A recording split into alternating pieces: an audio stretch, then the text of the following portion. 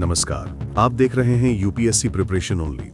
आज हम एक ऐसे विषय पर बात कर रहे हैं जिसे न सिर्फ समाज शास्त्र समझने के लिए बल्कि जीएस 1 और जीएस 2 की तैयारी के लिए भी समझना बेहद जरूरी है। भारत की संयुक्त परिवार व्यवस्था, हमारी सामाजिक ताकत, हमारी असली सोशल सिक्योरिटी करीब 2 दशकों में तेजी से टूटने लगी। सवाल यह है कि अचानक ऐसा क्या हुआ कि वो परिवार जो आक्रमणकारियों, औपनिवेशिक शासन और आर्थिक संकटों के बावजूद भी नहीं टूटा, वो आज अपने ही समाज में बिखरता क्यों दिख रहा है।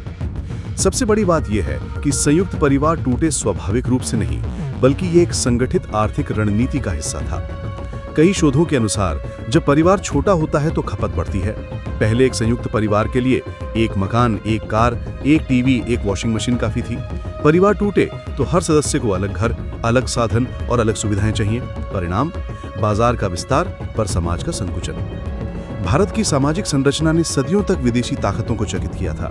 यहाँ ना अकेलापन था, ना ओल्ड एज क्राइसिस, ना ही बड़े पैमाने पर मेंटल हेल्थ ब्रेकडाउन, क्योंकि दादा दादी, चाचा चाची, भाई बहन सब एक दूसरे की सोशल सिक्योरिटी सिस्टम थे। लेकिन आधुनिक बाजार के लिए यह व्यवस्था एक चुनौती थी। उनके उत्पाद उन समाजों में चलते हैं जो अलग थलग हों।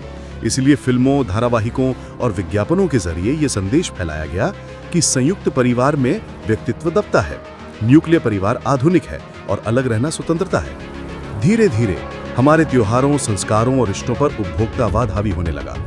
दादी नानी की कहानियां यूट्यूब और वेब सीरीज ने ले ली। माँ का हाथ का खाना फूड ऐप्स ने रिप्लेस कर दिया।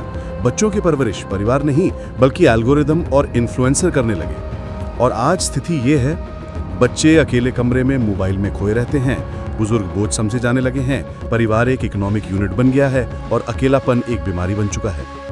बाजार के लिए यह आदर्श स्थिति है। हर आवश्यकता, हर भावना के लिए एक नया प्रोडक्ट, एक नया ऐप, एक नई दवा। परंतु सवाल यह है कि इसका समाधान क्या है। समाधान सरल है। संयुक्त परिवार को बोझ नहीं, संपत्ति समझिए। बच्चों को परिवार संस्कृति और मूल्यों से जोड़िए, ना कि उन्हें उपभोक्ता बनने के लिए तैयार कीजिए। दादा दादी को परिवार का केंद्र मानिए, क्योंकि बच्चों के सर्वोत्तम संस्कार माता पिता नहीं बल्कि दादा दादी देते हैं। त्योहार मनाइए पर बाजार के गुलाम बनकर नहीं।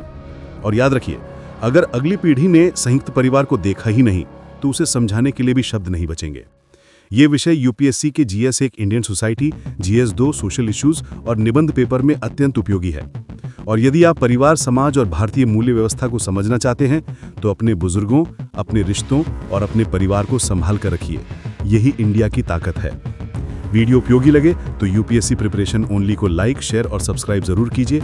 आपकी तैयारी को और मजबूत बनाने के लिए हम रोज नए विश्लेषण लेकर आते हैं।